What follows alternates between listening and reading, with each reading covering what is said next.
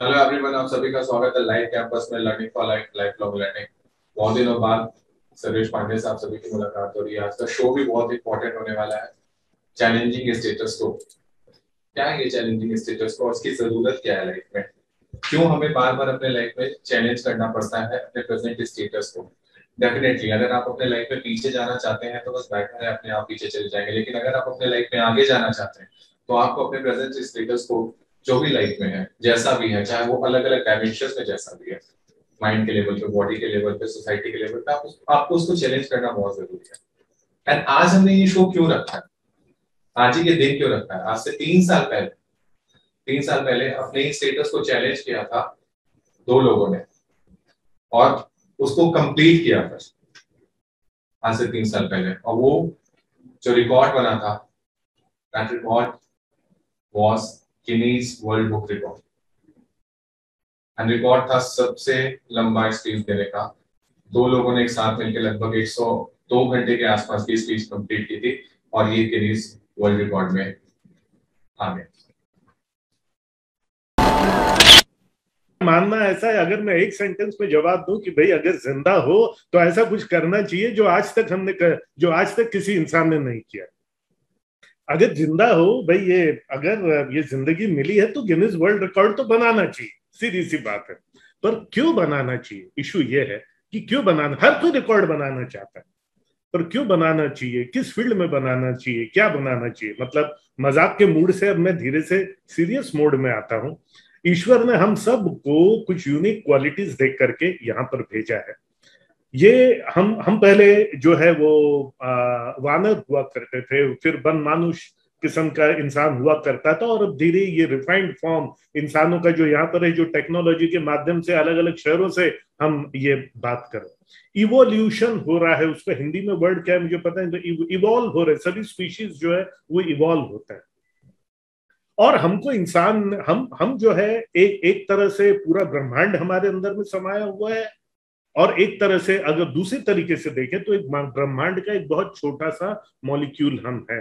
पर अगर ये प्राण हमारे अंदर में फूके गए हैं, हमको एक मानव के रूप में यहाँ पर भेजा गया है, तो बेसिकली किसी भी प्राणी को, किसी भी इसमें जिसके अंदर में प्राण है, वो इसलिए भेजा गया है कि इवोल्यूशन हो और स्पीशीज और बेहतर हो, ह्यूमन स्पीशीज और बेहतर हो, इसलिए हमको ह्यूमन के रूप में यहाँ पर भेजा गया। उस स्पीशीज के इवोल्यूशन में और बेहतर इंसान बनने में हमारा कोई योगदान रहा कि नहीं रहा, और अगर हमारा योगदान रहा तो किस प्रकार से रहा, ये इंश्योर करने के लिए हमको ईश्वर ने अलग अलग गुण दिए हैं। किसी को गाने का गुण दिया है, किसी को वेट लिफ्टिंग का गुण दिया है, मतलब शारीरिक सौष्ठव वैसे दिया है, किसी को बुद्धि का गुण दिया है, किसी को रूप का गुण दिया है, किसी को किसी खेल का, स्पोर्ट्स का गुण दिया है, किसी को कोई म्यूजिकल इंस्ट्रूमेंट बजाने का गुण दिया है। हमको कौन सा गुण दिया है, और वो जो गुण हमको मिला, उस गुण का हमने कैसे उपयोग किया कि अल्टीमेटली एक बेहतर विश्व बना। और ये चीजें जो लोग समझते हैं वो लोग साथ अपने आप आते ही हैं, ईश्वर उनको साथ में लाता ही है, जिस प्रकार से हम और आप साथ में आए। और नेचुरली जब हम और आप साथ में आए तो ऐसा कुछ तो करना ही था कि जिससे इसके बारे में अवेयरनेस फैले, और हेल्थ को लेकर के, हेल्थ अगर अच्छी रहेगी तो एक बेहतर जगत बनेगा, एक बेहतर इंसान बनेगा। और उसको पहचान दिलाने के लिए एक वर्ल्ड रिकॉर्ड का स्वरूप देना भी जरूरी था। एक एक यादों के तौर पर, एक पब्लिसिटी के तौर पर, और कुछ एक एकम्प्लिशमेंट हमको फील हो उसके तौर पर। तो इसीलिए ओवरऑल ये सब चीजें मिल करके ये वर्ल्ड रिकॉर्ड बनाने का जो है वो डिसीजन लिया गया, और उसमें आपका साथ मिला, तो और भी सोने पे सुहागा हो गया। साथ तो मतलब आपका साथ मिला, ये तो मैं कहूंगा, ये तो स्टेज की बात थी कि हम और आप स्टेज शेयर करते रहे, लेकिन साथ जो असंख्य अन्य लोगों का हम दोनों को मिला, ये हम दोनों इस बात को मानेंगे कि हम दोनों अपने दम पे इसको नहीं कर पाते थे अगर बाकी सभी लोगों का साथ हमको नहीं मिलता। बिल्कुल ठीक कहा अजय सर आपने, क्योंकि रिकॉर्ड तो हमें बनाना था, लेकिन ऑडियंस भी तो चाहिए थी जो लगातार इतनी देर तक सुन सके। Guinness book of world record की पहली रिक्वायरमेंट थी कि आपको मिनिमम इतने ऑडियंस लगातार इतने देर तक सुने, ऐसे ऑडियंस भी होने चाहिए। जी हाँ, वो ऑडियंस को बुलाना अपने आप में एक बहुत बड़ा चैलेंज था। कितनी उत्साहित थी उस समय, कितने लोगों को मोटिवेशन मिला होगा अपने स्टेटस को चैलेंज करने का, और कितने लोगों ने उसको फील किया होगा उस वाइब्रेशन को, इन मोमेंट को। तो उस समय तो मैं नहीं था, लेकिन आज मैं पहली बार वो वीडियो देखा यहाँ पे एंड लाइव देख रहा हूँ आप तीनों लोग को। सो अब जो एक कंटेंट था हमारा, मैसेज में गया हुआ था कि what's going to unlock in today's show, कि अभी तक तो सेलिब्रेशन एंड ऑब्जर्वेशन। सबसे पहले सर, मैं अजय सर आपसे रिक्वेस्ट करता हूँ कि स्टेटस को होता क्या है, लोगों को अपना पहले ये कम पता चले कि व्हाट इज स्टेटस को। राइट, जैसे अभी स्वामी जी ने कहा, यथास्थिति, जब स्थिति अगर बदल नहीं रही है, या स्थिति दो तरीके से बदल सकती है। या तो आपका डाउनफॉल हो रहा है तो भी हम बोल सकते हैं कि भाई हम स्टेटस को में नहीं है, डाउनफॉल हो रहा है। और एक स्टेटस को हटाने के दो तरीके हो सकते हैं, या तो आपका डाउनफॉल हो या आप जो है आपका उत्थान हो। तो हम बाय डिफॉल्ट यहाँ पर उत्थान की ही बात कर रहे हैं। तो न डाउनफॉल हो रहा है और न उत्थान हो रहा है। तो वो जो लाइफ की एक स्थिति है उसको जो है वो हम उसको हम नाम देंगे स्टेटस को, क्योंकि स्थिति चेंज ही नहीं हो रही है। उसी नौकरी में वहीं पर फंसे हुए हैं, न नीचे जा रहे हैं न ऊपर जा रहे हैं। और ये बड़ी पेनफुल, ये पिंजरे में फंसने वाली स्थिति रहती है। एक पंछी जो रहता है पिंजरे के अंदर में, वो एक स्टेटस को में रहता है, वो कहीं उड़ नहीं सकता, कहीं नहीं जा सकता। जहां पिंजरा रख दिया वहां पर उसको रख दिया जाएगा। और ये हमारी जिंदगी भी एक पिंजरे की भांति हो जाती है। 3-4 स्किल सीख लिए, एक आध भाषा सीख ली, एक दो रिश्तेदारी के कुछ लोग हैं, कुछ मित्र हैं जो हमेशा उसी तरह की बातें, ये भी तो एक पिंजरा ही है, ये भी तो एक स्टेटस को ही है। और ये आपको बांध करके रख देता है, आपको आगे बढ़ने नहीं देता। आपको नीचे लेके जा सकता है लेकिन आपको बढ़ने नहीं देता। याद रखिए, जिंदगी जो है वो लगातार नीचे जाने वाले एस्केलेटर की तरह होती है। अगर आप एक एस्केलेटर आप सब मॉल्स में गए हैं, वहां पर आपने एस्केलेटर देखा है। एस्केलेटर ऊपर जाने वाला होता है, नीचे जाने वाला भी होता है। जिंदगी जो है नीचे जाने वाले एस्केलेटर की तरह होती है। उस एस्केलेटर पर अगर हम सिर्फ खड़े हो जाएं तो कहां पहुंचेंगे सर्वेश? नीचे जाने वाले एस्केलेटर पे अगर हम खड़े हो जाएं, स्टेटस को हो जाए, तो हम कहां जाएंगे? हम नीचे जाएंगे, बेस पर पहुंच जाएंगे। मींस स्टेटस को में कुछ नहीं करना, मींस स्टेटस को वो तो बाय डिफॉल्ट नीचे ही जा रहा है। उस नीचे जाने वाले, अब आपने देखा होगा कुछ बच्चों को खेलते हुए, नीचे जाने वाले एस्केलेटर पे कुछ बच्चे ऊपर दौड़ के ऊपर चढ़ने का प्रयत्न करते हैं। आपने भी कभी ना कभी बचपन में किया होगा, काफी सारे बच्चों ने किया होगा। तो आपने याद रखो कि जितने तेजी से एस्केलेटर नीचे जा रहा है उतनी तेजी से हम दौड़ते हैं, तब हम वहां पर रहते हैं। और हम उस नीचे जाते हुए एस्केलेटर के टॉप पर कब पहुंचेंगे? जब हमारी ऊपर जाने की स्पीड एस्केलेटर की नीचे जाने की स्पीड से अधिक होगी, तभी हम उस एस्केलेटर के टॉप पर पहुंचेंगे। और एक इंसान के रूप में यही हमारा कर्तव्य है, यही तो कर्म है, यही तो कर्तृत्व है, यही तो पुरुषार्थ है। यही तो पुरुषार्थ है। एक दिन तो मरना सबको है, तो यही तो कर्म है, यही तो पुरुषार्थ है। अब हर व्यक्ति अपने अपने तरीके से करेगा। कोई डॉक्टर बन के कर रहा है, हमारे महेश जी जो है वो वॉन्डरिंग स्वामी बन के अपने तरीके से कर रहे हैं, क्योंकि वो गुण उनको ऊपर वाले ने दिए हुए हैं। सो मेरा कहने का मतलब है कि if you are not going forward, you are actually going backward.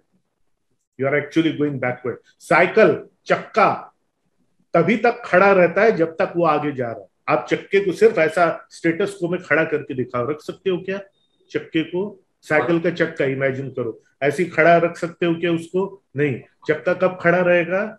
जब तक वो आगे बढ़ता रहेगा। आगे बढ़ेगा तो चक्का खड़ी अवस्था में रहेगा, जहां रुका वहां चक्का गिर जाए।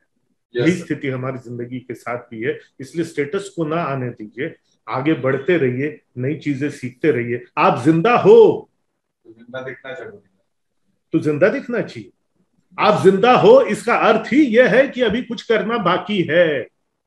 एक किसी महान दार्शनिक से कुछ बातें हो रही थी, वहां पे उनसे पूछा गया कि भाई इंसान का काम जिंदगी में खत्म हुआ कि नहीं खत्म हुआ? भाई मेरा काम इस जिंदगी में खत्म हुआ कि नहीं हुआ? इस विश्व में मेरा काम खत्म हुआ कि नहीं हुआ? कैसे पता चलेगा? उन्होंने एक सिंपल जवाब दिया, अगर जिंदा हो मतलब अभी तुम्हारा काम खत्म नहीं हुआ है, अभी और कुछ करना बाकी। This is what I would like to say about status को, और वो जो स्टेटस को से रिलेटेड माइंडसेट। अब ये अलग अलग काम क्या हो सकते हैं वो तो हर एक के प्रोफेशन और इंटरेस्ट और टैलेंट के हिसाब से। यस सर, ये तो हमेशा लगा ही रहेगा। तो ये लगा रहेगा, तो इसको कैसे झेला जाए? चैलेंजिंग स्टेटस क्यों। ऑलराइट सर, मुझे पक्का पता है कि दर्शकों के दिमाग में भी एक क्वेश्चन जरूर आ रहा होगा कि स्टेटस क्यों क्या है, पता चल गया क्या होता है वो पता चल गया, लेकिन कैसे होता है, how to challenge status. I am going to start. Yes Ajay sir, how to challenge status कैसे? ये अंतर से हमारे कोर्स से आना चाहिए। अभी बहुत अच्छी बात डॉक्टर अनिल ने कही कि देखिए दुनिया में आप चाहे न चाहे दुनिया तो बदल ही रही, राइट, दुनिया तो बदल ही रही है, तो टेक्नोलॉजी में चेंज तो आती ही रहेंगे। अभी जो है पहले केस में एक मैं एग्जांपल आपको देता हूं।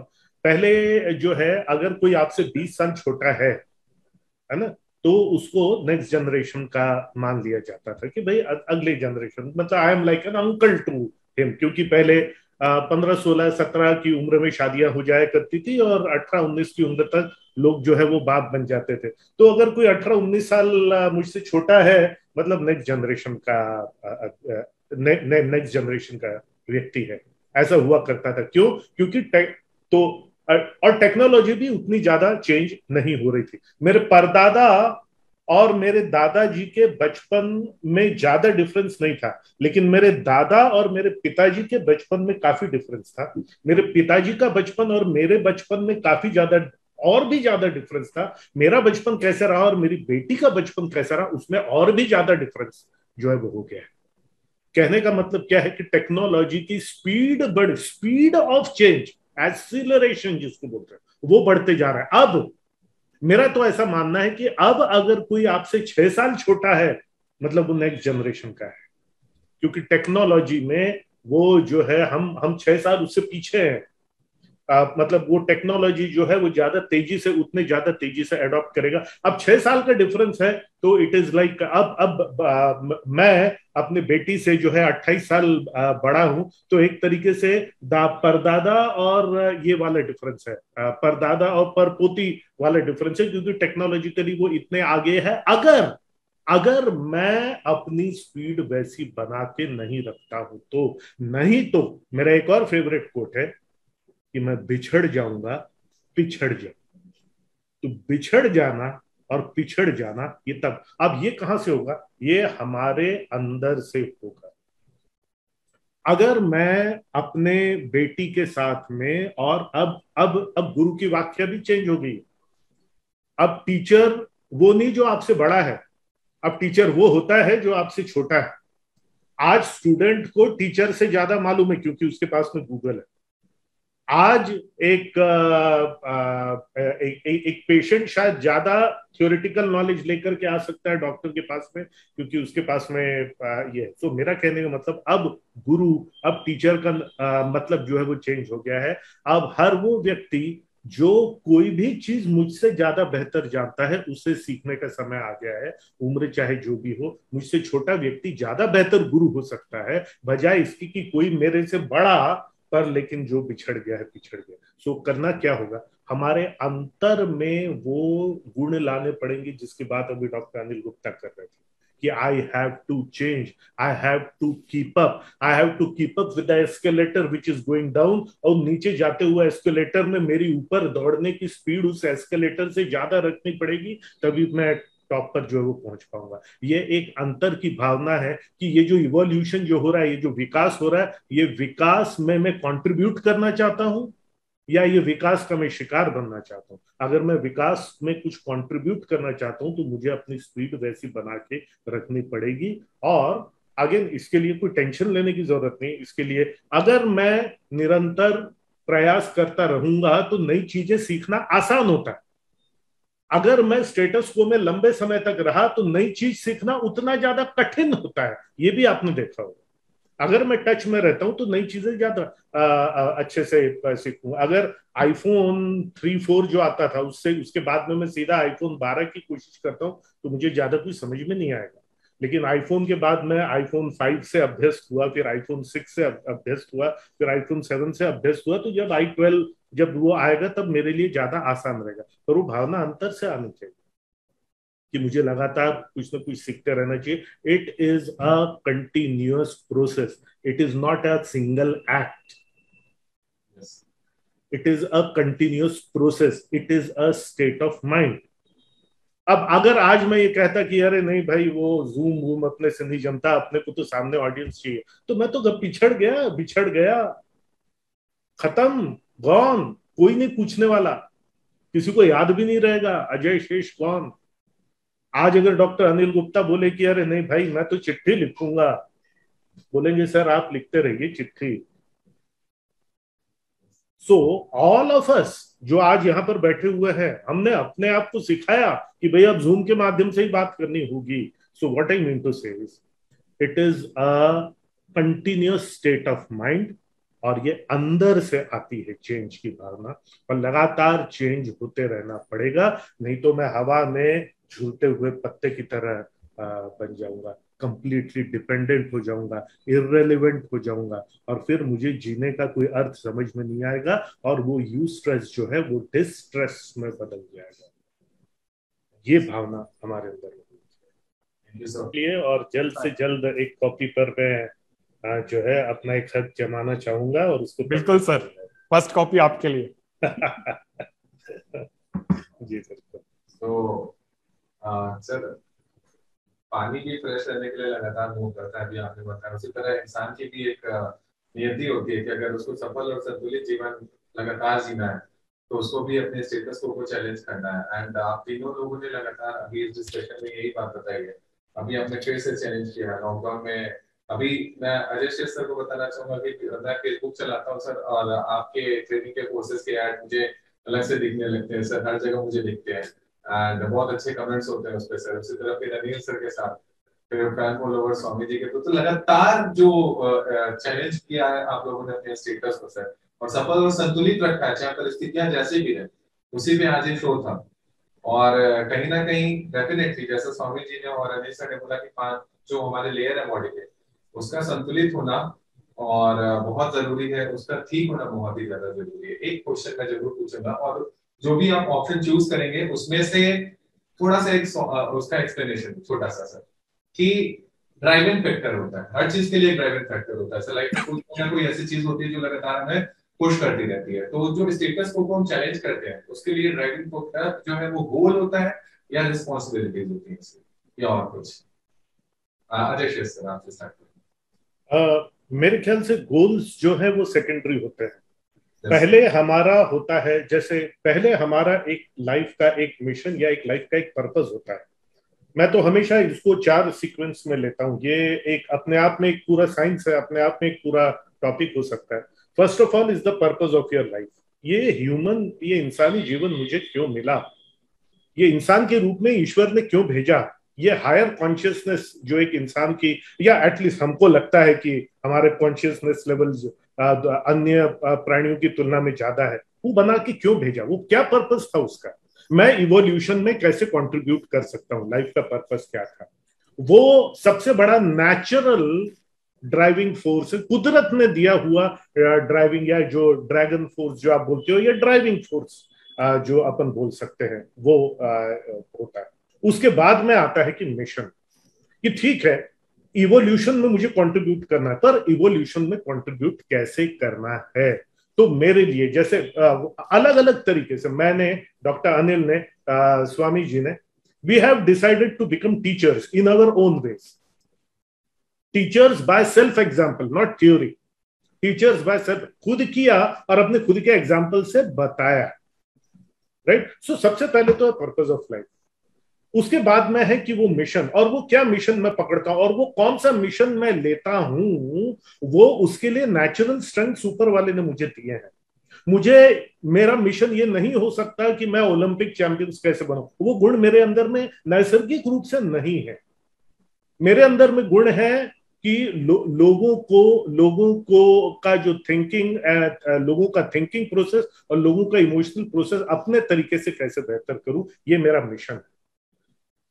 अब इस मिशन से निकलता है मेरा विजन कि वो कौन सा माउंट एवरेस्ट गोल मैं अचीव करना चाहता हूं। एक दो मैं अचीव कर चुका हूं गिनीज रिकॉर्ड के माध्यम से। ये सांसारिक चीजें जो मुझे अचीव करनी है एज एन एग्जाम्पल पेश करने के लिए और स्वयं के सेटिस्फैक्शन के लिए, उसके असर के लिए, ये नंबर्स हो सकता है, ये पैसा हो सकता है, ये असर का प्रूफ हो सकता है, ये वो हो सकता है जिसको हम विजन बोलते हैं, जिसको मैं एनविजन कर सकता हूं, जिसको मैं देख सकता हूं। जो काम एक दिन खत्म हो जाएगा, विजन एक दिन अचीव हो जाता है और मैं अगले विजन की तरफ बढ़ जाता हूं। मिशन कभी खत्म नहीं होता, मिशन हमेशा रहेगा। एक बेहतर दुनिया बनाना, ये मिशन कभी खत्म नहीं होगा मेरा कि भैया बेहतर दुनिया बन गई, अजय शेष का काम खत्म हो गया, ये कभी नहीं होगा। पर विजन एक दिन जो है वो खत्म हो जाता है और मैं अगले विजन की तरफ जो है वो बढ़ जाता हूं।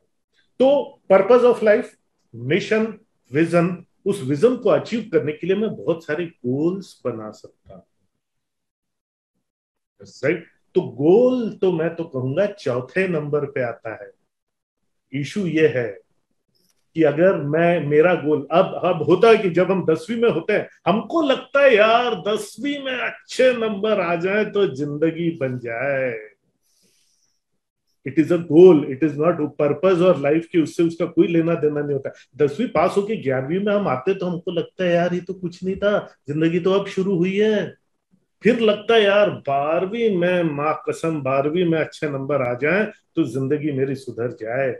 फिर 12वीं भी हो जाता है और फिर वो लगता है पीएमटी में हो जाए, पीईटी में हो जाए, आईआईटी में हो जाए, जो भी है वो आईआईटी में भी हो गया। अब आईआईटी शुरू होता है तो लगता है यार ये तो अब शुरुआत है। अगेन आप समझे ना कैसा विजन बदलता गया, बदलता गया, बदलता गया, बदलता। अब आईआईटी भी हो गया, अब बोले एमटेक करना है, अब एमटेक भी कर लिया, अब एक बेहतर दुनिया कैसे बनाया। उस पॉइंट पर, उस स्टेज पर समझ में आता है यार मेरे लाइफ का पर्पस क्या है और बेहतर दुनिया में कैसे बना सकता हूँ। और तब तक समझ में आ जाता है कि ऊपर वाले ने कुदरती रूप से मुझे क्या गुण दिए हैं। ये 17-18 की एज में समझ में नहीं आता। इसीलिए सबसे पहले गोल समझो, उसके बाद में विजन समझो, तब तक आप मिशन समझने के लायक हो जाओगे और उसके बाद ही आपको लाइफ का पर्पस समझ में आएगा। इसके लिए मैच्योरिटी लगती है। और मेरा ऐसा मानना है कि कई बार मैच्योरिटी आने तक ये समझ में आ जाता है कि यार मेरे शुरुआती गोल्स जो मैंने ले लिए थे, मुझे अपना पाथ चेंज करना पड़ेगा। मैं और doctor Anil Gupta prime example है। We are medical doctors. हमने अराउंड द एज ऑफ 35 ये समझा कि नहीं यार हमारा पर्पस एग्जैक्टली इस लाइन में नहीं जाता, इस लाइन में जाता है, तो इसका बेस्ट क्या ये हो सकता है। सो अगेन गोल की बात अगर तुम करोगे तो गोल तो मैं कहूंगा नंबर 4 पे आता है। लाइक योर बॉडी आपके घर में, आपके हाथों में होगी, आपके आपके सामने होगी और शायद आप पढ़ के वो फिजिकल और मेटाफिजिकल एस्पेक्ट्स को समझ पाएंगे, इंटीग्रेटेड मेडिसिन को समझ पाएंगे और शायद अपने लाइफ को 7 डायमेंशनल बैलेंस बना पाएंगे, बाउंस बैक भी कर पाएंगे और संतुलित जीवन व्यतीत करेंगे। So what is your body बहुत जल्दी लॉन्च होगा, सारा डेट सारी इंफॉर्मेशन आप तक पहुंचेगी। आपने झलकियां देखी आज, अपने झलकियों में गिनीज वर्ल्ड रिकॉर्ड का भी झलकियां देखा जिसमें डॉक्टर शेष सर और अनिल सर थे। बहुत सारी मानसरोवर की और लाइफ की जर्नी के बारे में स्वामी जी के जहाँ बहुत दिल से बात हुआ है सर। डेफिनेटली अपने स्टेटस को कोई जर्नी में कैसे कैसे चैलेंज करके आज इस कंडीशन पर, मुझे पक्का पता है कि आज से 2 या 3 साल बाद अगर ये 3 मास्टर्स का कोई इंटरव्यू सेशन हो रहा होगा तब भी आप सभी दर्शकों के लिए सीखने के लिए बहुत कुछ होगा, क्योंकि चलते रहते हैं, सफर अभी जारी है, life is a journey, it's going on. So एक कंक्लूजन, एक शॉर्ट मैसेज के साथ मैं सेशन एंड करना चाहूंगा sir. And yes Ajay sir, conclusion एक शॉर्ट मैसेज। बस अगेन सेशन का एंडिंग उसी टॉपिक और एक उस टॉपिक से जो प्रश्न निकलता है उसके साथ ही मैं बहुत शॉर्ट में करना चाहूंगा। हर व्यक्ति को ये सोचना पड़ेगा, सोचना चाहिए कि ये जो स्पीशीज का जो इवोल्यूशन जो हो रहा है, विकास का जो हो रहा है, क्या उस विकास में मैं कंट्रीब्यूट कर रहा हूं या उस विकास में मैं बाधा बन रहा हूं।